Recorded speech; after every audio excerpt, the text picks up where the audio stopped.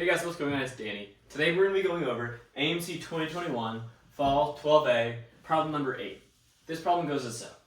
Let m be the least common multiple of all of the integers from 10 to 30 inclusive. Let n be the least common multiple of m, 32, 33, 34, all the way up to 40. Find n over m. Okay, well first let's think about this idea of a least common multiple, right? The least common multiple of a number is when all of the numbers can multiply that number, right? So, for example, the least common multiple of 3 and 4 is 12, right? Because each of those can get to 12. That's the least one that they can both get to, okay? Now, how can we think about this more numerically, right? There's other ways we can think about this. Well, 3 is just 3 to the 1, and 4 is just 2 squared. If we turn these numbers into their prime factorizations and turn their least common multiple into their prime factorizations, we can notice a pattern. We notice that least common multiples are represented just as including like the maximum of all these values. So for example, if we had a value like 6, 6 doesn't add to this collection of multiples, right? Because 6 is just 3 times 2. And 3 to the 1 is already accounted for, and so is 2 to the 1. So in order to get 6 to 12, right, 12 is just 3 times 2 squared, all we need to do is multiply it by 2. So I'm noticing that we can identify multiples by just taking the maximum value of each prime factorization. Okay, cool. Well, finding n over m, this sounds like a ratio or like canceling, right? Because n and m, their multiple is going to share a lot of stuff, right? Because, I mean, if the common multiple is just prime factorizations, they're going to share a lot of factors. For example, 30 and 32 both share a factor of 2, which means their multiple will share that factor. So, that means that, most of the factors are going to cancel, right? So, for example, 32 is just 2 times 2 times 2 times 2 times 2, 5 times. Okay, so that's just 2 to the 5. Well, this won't contain that. Well, wait, yeah, that's bigger right there. Okay, there needs to be a way to track all of these numbers. Why don't we just write out all of the prime factors we can think of from 1 to 40 and see what we can come up with. Okay, cool, so these are all the prime numbers. Now, since we know both of these, they're going to have a lot of overlap, the prime factorizations of n and m, well, m is probably going to have more prime factors, right? Because, we're including m as the least common multiple, so we're at least going to have all of the prime factorizations of this, right?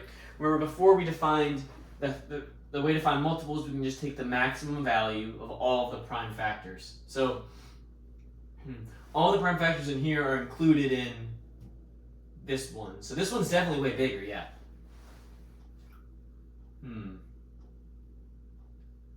Okay, well, if n's including all these multiples, it's including like a bunch of 2's, like how many 2's? Well, at least 4 2's, right? Because 2 times 2 is 4, 4 times 4 is 16, so it includes 16.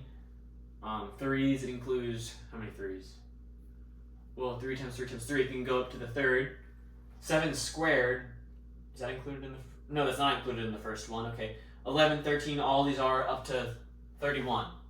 31 is where our values stop being included, okay. Well, actually wait, 31 isn't even included in this second set. So that means that neither of them have that as a factor, and that's a prime number. There's no way to get it, okay? Well, wait. This leaves us with just 37. Where'd all the other numbers go? Well, it looks like I erased all the other prime factors. All of these numbers can be comprised of other numbers, right? 38 is just 19 and 2, right? So that's possible in this.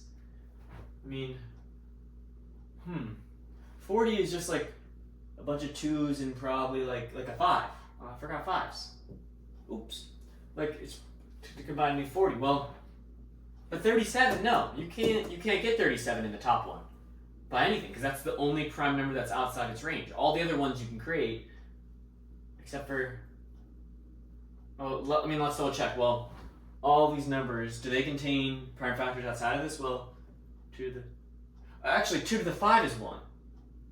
I'm noticing that 2 to the 4 is only 16. If you multiply by 2, that's 32. That's just outside of this range, but it's in this range. That means that, n must have a factor of 2 that's extra. Because on the top, we would have, right, like 2 to the 4 times each other. We're just kind of canceling it out. This one has an extra factor of 2 up there, so we get left with a 2. All the other factors cancel, but no, this 37 also doesn't. We get 37 in the top. So 2 times 37. Okay, well, what other factors are prime that don't repeat? No, well, all these prime numbers are contained in this.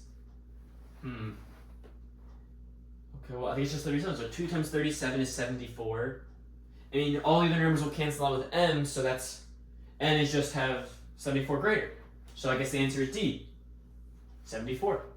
Cool.